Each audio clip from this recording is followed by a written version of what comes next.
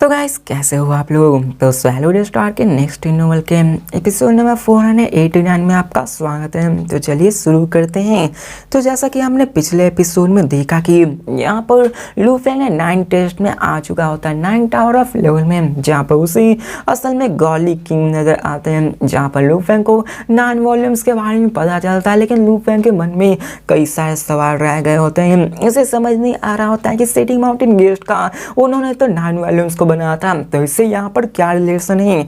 अब यहाँ पे हमें दिखाया जाता है व्हाइट कैप मैन को, जो कि एक तरफ इशारा करता है। वहाँ पे एक मशीन अपीयर होती है जिसको देखकर लू फेंग हैरान हो जाता है कि आखिरकार ये है क्या, क्योंकि वो बहुत ही बड़ी थी और एक मंकी जैसा फ्लेक्सिबल टेल के जैसा था।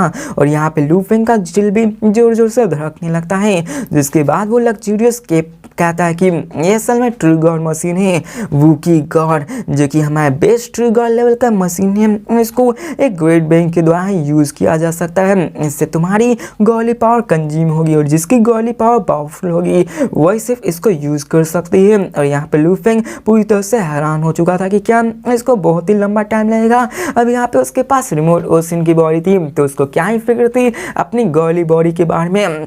इसके बाद वो आगे कहता है कि जब तुमने अपने इस टास्क को फिनिश कर लिया है, सीलिंग टास्क को, तुम अब यहाँ पे ग्रेट बीइंग के द्वारा सील किए जाओगे और तुम वूकी गॉड को लेने के लिए क्वालिफाई हो गए हैं। ये वूकी गॉड अब तुम्हारा है। अब यहाँ पे वूकी गॉड जिसको याद नहीं, ये वही है जिसको कि लू फेंग ने देखा था सबसे highest 30 million military credit sponsor लिया जा सकता है। लू फेंग पूरी तरह से हैरान हो जाता है। जिसके बाद यहाँ पे वो कहते हैं कि ये सब तुम्हारा है, तुमने टास्क को फिनिश कर लिया है, अब तुम्हें लेना है या फिर नहीं लेना, ये तुम पे। अब लू फेंग कहता है ऑफ कोर्स मैं इसे लेना ही वाला हूँ, क्योंकि यहाँ पे आखिर लू फेंग इस बड़े से प्राइस को क्यों ही छोड़ेगा।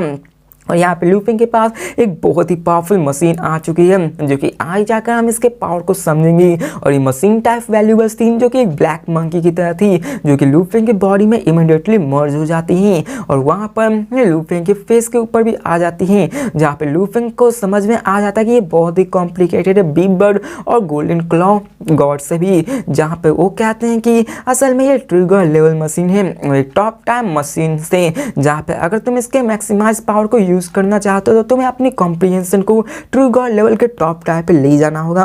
अगर देखा जाए तो तुम यूनिवर्स मास्टर हो, फिर भी तुम इसको यूज कर सकते हो, लेकिन इसके ज़्यादा पावर को तुम यूज नहीं कर सकते हो। इसके बाद वो सारी इंफॉर्मेशन के बारे में उसको बताने लगते हैं और कहता है मैं होप करता हूँ कि तुम आगे चल के बहुत ही पावरफुल बनोगे। यहाँ पे मैं इतना तो अच्छा नहीं हूँ, लेकिन मैंने तुम्हारे लिए एक इनहेरिटेंस के लिए प्रिपेयर किया है। तो यहाँ पे वो सुनकर कहता है एक इनहेरिटेंस। अब यहाँ पे लू फेंग कहता है जितना ज़्यादा हो उतना ही अच्छा होगा। जिसके बाद वो कहता है चलो कॉम्प्रिहेंड करना स्टार्ट करो, तुम्हें अपने आप को पावरफुल भी तो बनाना है। यहाँ पे लू फेंग को एक यहाँ पे मिली हुई होती है इनहेरिटेंस। जिसके बाद वो आगे कहता है कि तुम्हें यहाँ पे इनहेरिटेंस को टाइम लगने वाला है, जहाँ पे तुम इसको और भी पावरफुल बन सकते हो। और मैं तुम्हें यहाँ पे स्ट्रेंथ ऑफ द वर्ल्ड जिन देने वाला हूँ, मतलब ये कि तुम वर्ल्ड जिन के स्ट्रेंथ को यूज करते हो। तो लू फेंग भी हैरान हो जाता है। जिसके बाद वो कहता है कि जब तुमने अपने सीलिंग टास्क को फिनिश कर लिया तो तुम्हारी स्टेटस भी उन 4 जनरल्स की हो जाएगी, लेकिन सिर्फ सरफेस पे ही। तुम जानते हो कि वर्ल्ड ऑफ जिन के इंडिविजुअल सबसे ज़्यादा इंपॉर्टेंट है और तुम्हारी जो अथॉरिटी है कोई भी तुमसे ऊंची आवाज़ में बात नहीं कर सकता है। लेकिन लू फेंग यहाँ पे हैरान था कि आखिरकार स्ट्रेंथ ऑफ वर्ल्ड कितना ज़्यादा पावरफुल हो सकता है।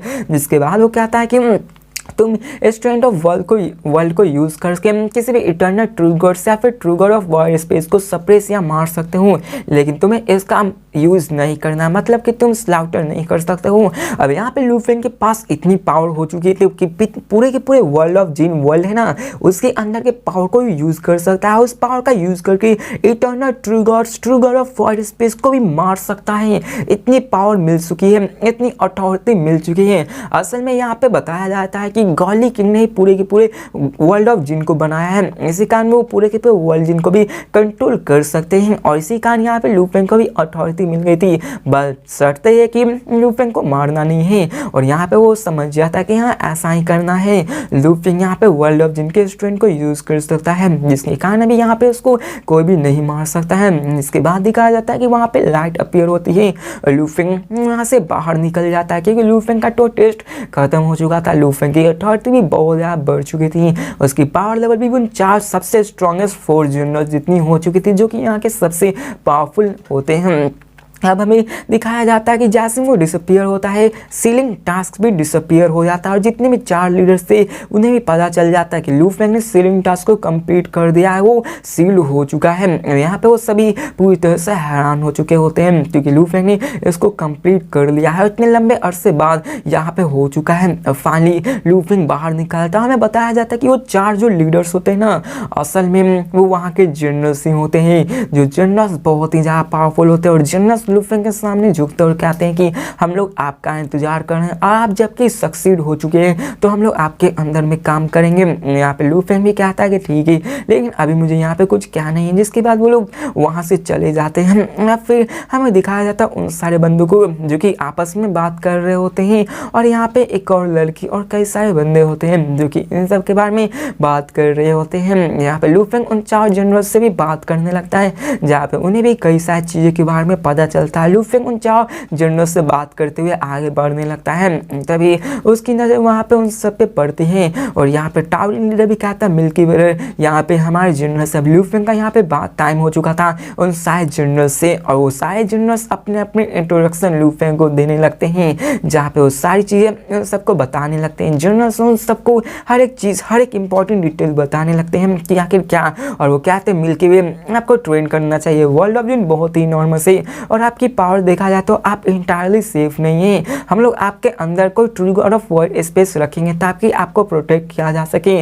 लू फेंग आधे दिन बाद गॉर्ली किंग वैली को छोड़ देता है। लू फेंग कहता है कि उनके लीडर्स और जनरल्स सभी मुझे यहाँ पे स्कॉट करने आए थे। लू फेंग इसके बाद ईस्ट आर्मी में निकल जाता है और अभी तक यहाँ पे जनरल्स के अलावा किसी को भी नहीं पता होता है कि लू फेंग सील्ड हो चुका है। लू फेंग की अथॉरिटी इतनी ऊपर तक आ चुकी होती है। लू फेंग ने तो ली युआन टेक्निक को भी कंबाइन कर लिया होता है और जब ये कर लिया तो लू फेंग की विल पावर बहुत ही कॉन्शियस आ चुकी होती है। उसकी will power motion remote ocean motion में से विल पावर निकलना बंद हो चुकी थी जिसके कारण सब लोग यहाँ पे आ सके थे लू फेंग के पास, जहाँ पे हमें दिखाया जाता है कि यहाँ पर वो सभी उसके पास आने लगे थे। टीचर ट्रू यान भी दिखाया जाता है जो कि असल में एक यूनिवर्स नाइट के टॉप लिमिट पे आ चुके होते हैं और वो भी बहुत जल्द यूनिवर्स मास्टर बनने वाले थे। ट्रू यान लू फेंग के टीचर थे तो लू फेंग ने उन्हें भी कई सारे रिसोर्सेज प्रोवाइड किए थे जिसके कारण ट्रू यान अपने आप को बहुत ही जल्दी से इम्प्रूव कर पाते हैं। लू फेंग के ट्रू यान सबसे ज़्यादा क्लोजेस्ट थे। यहाँ पे ट्रू यान, बिग ब्रदर होंग और सेकंड ब्रदर थंडर गॉड वो सभी अभी भी अनडाइंग थे और यहाँ पर लू फेंग को उन सबको भी तो पावरफुल बनाना है। आगे चल के आपको ट्रू गॉड, यहाँ पे थंडर गॉड और यहाँ पे ब्रदर होंग का भी यहाँ पे जिक्र होगा, लेकिन अभी थोड़ा टाइम बाद होगा। अब यहाँ पे हमें दिखाया जाता है कि लू फेंग उन सबको देखकर अपने सारी चीज़ों को देखने लगता है, उन सारे जितने भी होते हैं ना ट्रेजर्स उन सबको देखने लगता है और अपने वूकी गॉड को भी यूज़ करने लगता है। जहाँ पे वो अपने लू फेंग को अपने वूकी गॉड का यूज़ करके अपने पावर का यूज़ करने लगता है। इसकी पावर को देखकर तो वो भी हैरान हो गया था कि वूकी गॉड इतना पावरफुल है कि इसके सामने कोई भी यूनिवर्स सुप्रीम मास्टर तक नहीं टिक सकता। लू फेंग कॉन्फिडेंस था और वो कहता है कि इससे मैं बहुत ही पावरफुल हो जाऊँगा, लेकिन वूकी गॉड सच में बहुत ज़्यादा गॉडली पावर कंज्यूम कर रही होती है और इसी कारण तो गॉर्ली किंग ने उन्हें वार्न किया था कि ये बहुत ही ज़्यादा गॉर्ली पावर कंज्यूम करता है। अब दिखाया जाता है 3 मंथ बीत चुके होते हैं। लू फेंग फाइनली ईस्ट आर्मी में अराइव करता है जहाँ पे लू फेंग अपने आइलैंड पे आ चुका होता है और यहाँ पे हमें दिखाया जाता है कैप्टन्स को जो कि यहाँ पे मिल्की वे के आने के बाद यहाँ पे उससे देखने तरफ रखते हैं और यहाँ पे उन्हीं सब की तरफ देख रहे होते हैं। अब यहाँ पे समझ लो पूरी तरह से बकवास है तो इसको मैं स्किप कर रहा होता है। अपने उन सभी को होते हैं जो कि अलग अलग कैप्टन्स होते हैं ना, उन सब की बात हो रही होती है। यहाँ पे मैं बताया जाता है दूसरों पाइथन आर्मी के मिल्की वे बारे में, जहाँ पे हमें पर्पल मून होली लैंड के बंदों को दिखाया जाता है जिन्हें पता चल जाता है कि मिल्की वे वापस आ चुका है। इन सबका तो पहले से ही प्लान था मिल्की वे को मरवाने के लिए और वो सभी अपनी मून एंचेस्टर को जाके इन सब के बारे में बता देते हैं कि ऐसा ऐसा हुआ है और एंचेस्टर को भी इसके न्यूज़ के बारे में पता चल जाता है कि अभी लू फेंग ईस्ट आर्मी के अंदर है, Python river army military ground के अंदर मौजूद है, वो यहाँ पे मौजूद है। अब यहाँ पे वो सब कहते हैं ठीक है तो ऐसी बात हो जाओ उसको मार दो। यहाँ पे जितने भी पर्पल मून होली लैंड के बंदे वहाँ मौजूद हैं सब लोग एक्शन में आ चुके होते हैं ताकि वो लू फेंग को मार सके और यहाँ पे सब कोई कंफर्म भी हो चुके थे कि वही लू फेंग ही है। यहाँ पे पर्पल मून होली लैंड भी कहते हैं कि लू फेंग को साइलेंट कर दो, अगर यहाँ पे वो ऐसा नहीं हुआ तो आगे लिए हमारे लिए बहुत ही खतरा हो जाएगा। अब यहाँ पे मैं स्वैम्प क्वीन आर्मी का सीन दिखाया जाता है, जहाँ पे स्पेशल आर्मी ट्रूप के बंदे मौजूद होते हैं। यहाँ पे चेंगमू मास्टर भी होते हैं और वो सभी इन सब के बारे में बात कर रहे होते हैं कि आखिरकार हम लू फेंग को कैसे मरवाएंगे, मिल्की वे को कैसे मरवाएंगे। और सब यहाँ पे बदले की भावना में होते हैं, क्योंकि वो यहाँ पे अभी एक ट्रैप रचने वाले हैं लू फेंग को मारने के लिए, ताकि वो मार सके। यहाँ पे फिर वो आगे बढ़ने लगते हैं। अब स्वैन क्वीन आर्मी थी वो 2 मेजर ग्रुप्स में यहाँ डिवाइड होती है। पहला तो लॉ मास्टर से होती है और दूसरा ट्रू गॉड से कंस्टिट्यूट होती है। सभी मिलिट्री कैंप्स के अंदर ही आते हैं और सबके अंदर भी अलग अलग स्पेशल पोजीशंस होती हैं। अब यहाँ पे हमें दिखाया जाता है कि उसके अंदर 6 गार्ड्स जो कि गॉली प्लेस के मौजूद थे, उनमें से ट्रू गॉड्स थे और अदर में 4 यूनिवर्स मास्टर्स थे। सबको देखकर वो उसको रोकते और कहते हैं कि यहाँ पे आओ मत। तो वे सुनकर वो चेंग मू मास्टर कहता है कि हम लोग यहाँ पे आपके कमांडर से बात करना चाहते हैं। तो वो कहता है कि कमांडर इतनी आसानी से नहीं मिलते हैं, तो यहाँ से निकल जाओ। अब यहाँ पे उन लोगों ने प्लान बनाया था कि कमांडर को जाके, जो कि यहाँ पे मौजूद है, उसको जाके ये कहा जाए कि जो मिल्की वे है ना, वो दूसरी दुनिया का बंदा है, जिसके कान यहाँ पे जब किसी को भी पता चलेगा कि दूसरी दुनिया का ये बंदा है तो उसे मरवा दिया जाएगा, मतलब कि उसको खत्म कर दिया जाएगा, क्योंकि ये बहुत ही बड़ा गुनाह माना जाता है। इन सब का यूज करने वाले थे वो। अब यहाँ पे वो कहता है मुझे बहुत ही अर्जेंसी है, तो वो गोल्ड वाइज भी कहती है इसको अंदर आने दो। जिसके बाद वो अंदर आ जाता है और वो सारी चीजें बता देता है कि ऐसी ऐसी बात है। तो मैंने आपको इस शॉर्ट में बता दी कि ऐसे जाके वो सारी चीजें बता देता है कि यहाँ पे एक दूसरी दुनिया का बंदा आया हुआ है, एक वॉरियर, जो कि यहाँ पे पाइथन रिवर आर्मी के मेन टीम में आया हुआ है। वो दूसरी दुनिया का बंदा है, तो आपको उसे मारना ही होगा। तो ये सुनकर वो बहुत ही गुस्सा हो जाती है कि आखिर ये कैसा हो सकता है कि दूसरी दुनिया का बंदा हमारे आर्मी सिस्टम में। और पूछता है कि क्या तुम चेंगमू मास्टर झूठ तो नहीं बोल रहे हो ना? तो वो कहता नहीं, हम सच बोल रहे हैं।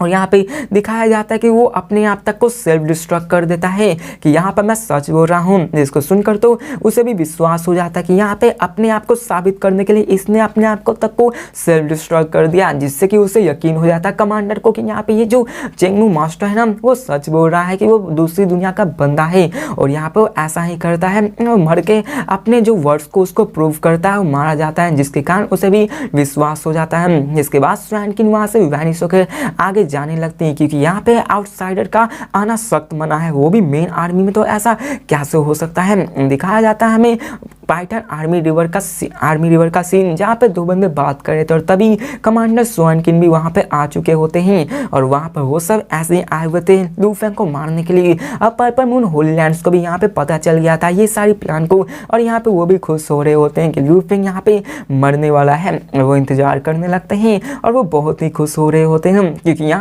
वो यहाँ पे जानता था कि अगर लू फेंग मारा जाए तो डुआंगडोंग रिवर की इनहेरिटेंस उन्हें मिल जाएगी।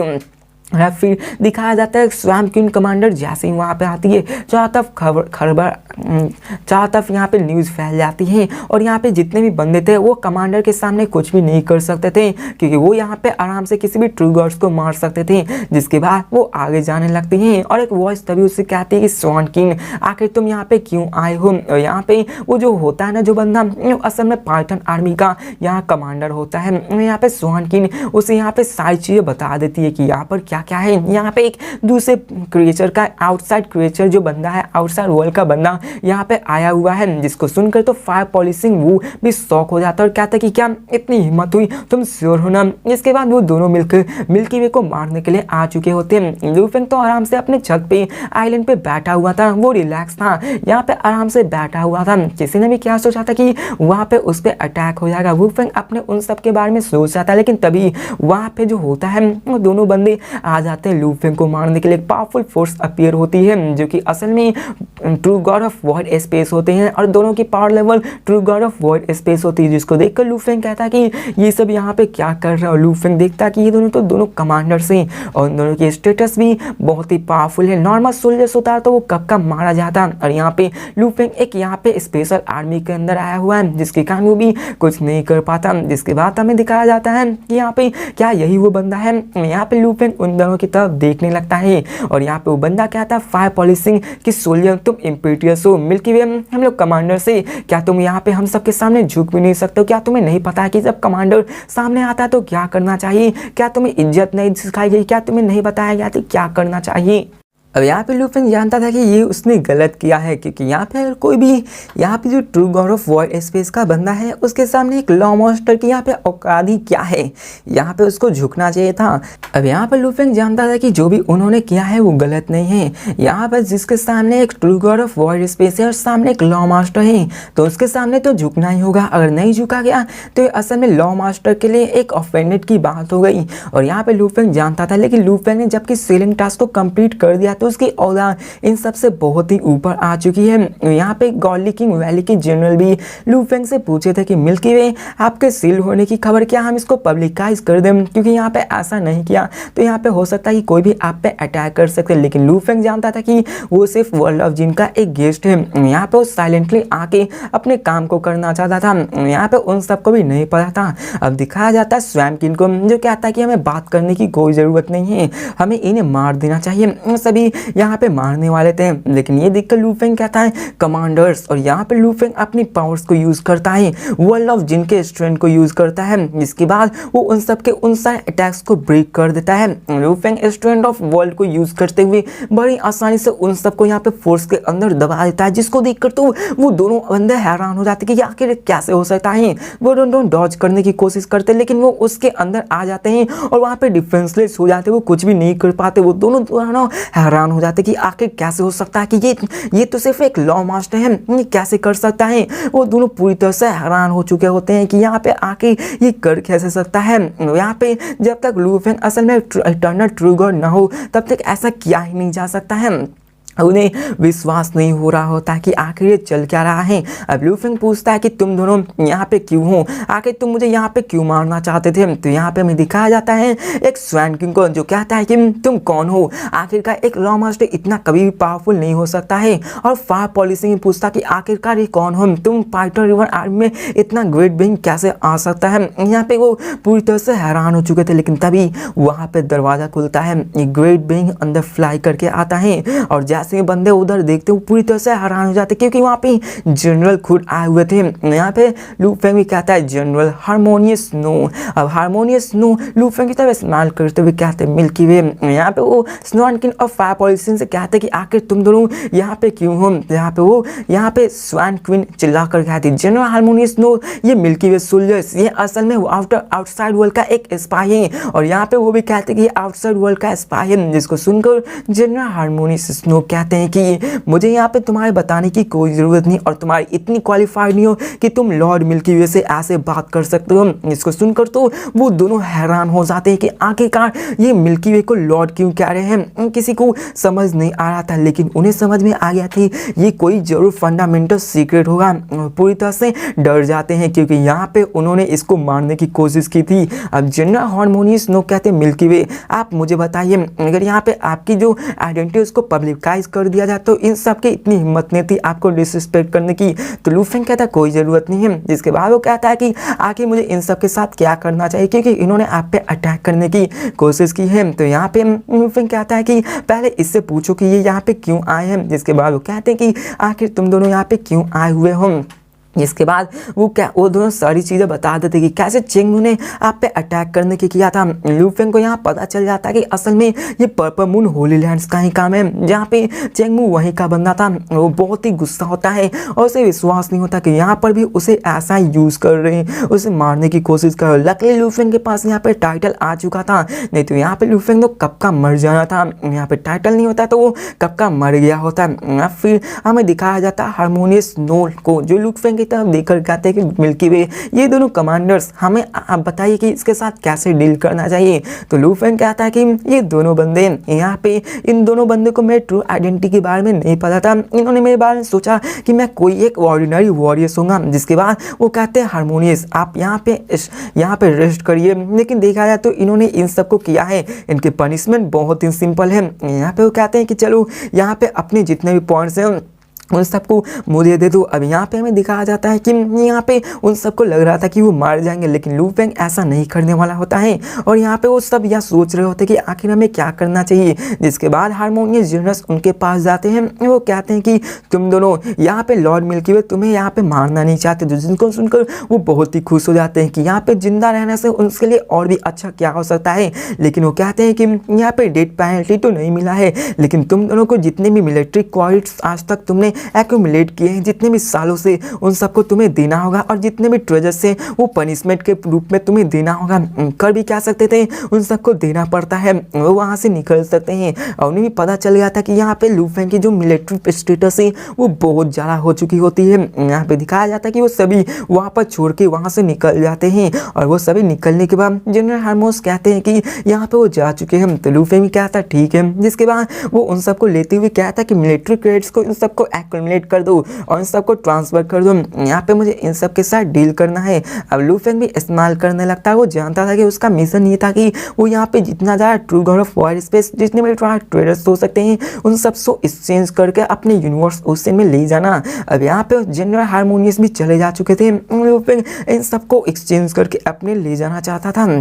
अब हमें दिखाया जाता है एक फिगर गोल्डन लाइट को, जहाँ पे लू फेंग अपने सारे रिंग ऑफ मिलिट्री पॉइंट्स को ले चुका होता है, जिसमें बहुत सारे मिलिट्री पॉइंट्स होते हैं और लू फेंग की अथॉरिटी की वजह से वो किसी भी चीज़ को यहाँ पे एक्सेस कर सकता है। और सडनली दिखाया जाता है कि वहाँ पे और भी कई सारे फिगर्स अपीयर्स होने लगते हैं, जहाँ पे लू फेंग उन सबको देखकर यहाँ पे हैरान था। और यहाँ पे हमें दिखाया जाता है कि लू फेंग ने भी इन सब के बारे में यहाँ चेक करना स्टार्ट कर दिया होता है। और यहाँ पे लू फेंग को जैसा पर्पल मून होली लैंड मारने वाले थी, तो यहाँ पे लू फेंग भी तो उन सबको छोड़ने वाला नहीं था। वो हारमोनियस अपने जनरल से रिक्वेस्ट करता है कि आपको इन सबको यहाँ पे सर्च करना है और इन सबको आपको एक ही साथ में मारना होगा। यहाँ पे लू फेंग को total 96 purple moon Holi land से मिले हुए होते हैं, जो कि 4 मेजर आर्मीज को ज्वाइन किए होते हैं। और यहाँ पे वो उनसे कहते हैं कि ये 96 मैं इन सबको मारा हुआ देखना चाहता हूँ, मैं यहाँ पे इन सबको एक ही मूव में मरा हुआ देखना चाहता हूँ।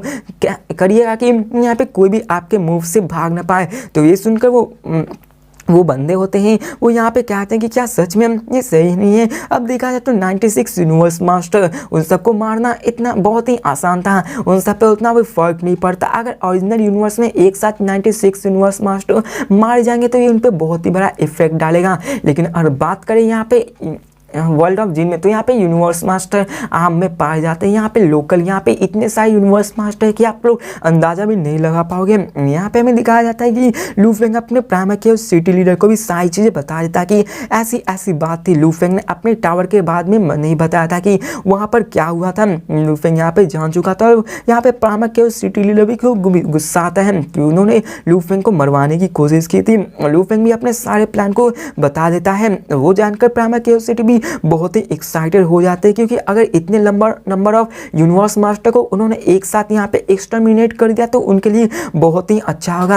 लू फेंग के पास तो मिलिट्री पॉइंट्स भी होती हैं। अब तभी गोल्डन बेंग वहाँ पे आ जाता है और कहता है कि मिलॉर्ड मिल्की वे, मैं आपके सर्विस में हूँ। मैंने यहाँ पे सारे मिलिट्री पॉइंट्स को यहाँ पे कर लिया है और सबको मैंने आपको दे दिया है। लू फेंग के पास अभी टोटल मिलिट्री पॉइंट्स 6,61,500 होते हैं और लू फेंग इतने मिलिट्री पॉइंट्स से बहुत ही अच्छे इन सबको खरीद सकता है। लू फेंग के पास कई सारे trigger for of word space के वैल्यूएबल्स आ सकते हैं। यहाँ पे लू फेंग के पास दिखाया जाता है कि वो तो ऐसे लू फेंग के पहले वाले होते हैं, लेकिन बाकी सबको एक्सचेंज करने के बाद अभी लू फेंग के पास 56 मिलियन क्रेडिट पॉइंट्स आ चुके होते हैं, जो कि बहुत ज़्यादा होते हैं और लू फेंग के लिए बहुत ही काफ़ी होते हैं इन सबसे सब चीज़ें ट्रेजर को खरीदने के लिए। और ये सभी जो होते हैं स्वाइन किंग और fire polishing week 10 millions credit points होते हैं, जो कि उन्होंने एक्यूमुलेट किए होते हैं, जिसके बाद वो उन सबको क्रेडिट कर देता है। अब यहाँ पे लू फेंग उससे 20 true treasures god level places, 20 true god level armours, 20 god level weapons, 20 true God